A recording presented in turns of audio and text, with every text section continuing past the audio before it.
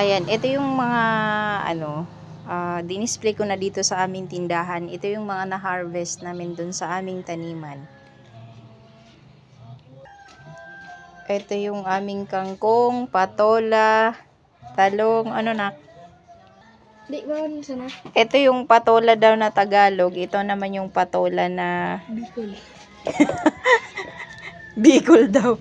Tapos ito yung ampalaya and okra. So, guys, yung mga na-harvest namin sa aming taniman, dinidisplay ko na siya dito sa aming tindahan. Hindi ko sa palengke is yung ano na lang, yung mga patatas, yung sayote, may tanim na kami niyan. Yung kamatis din, meron na rin kaming tanim.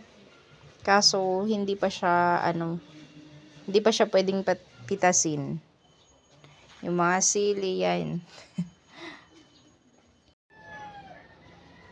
So, ayan guys, pangalawang pitas na namin. So, madalas dito talaga ako nagfo-focus sa mga tanim namin ngayon. Minsan naubusan kami ng mga talong. Yung naman yung mga tanim namin, tama lang na pang display dito sa aming tindahan.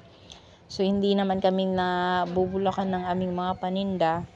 Tama lang talaga.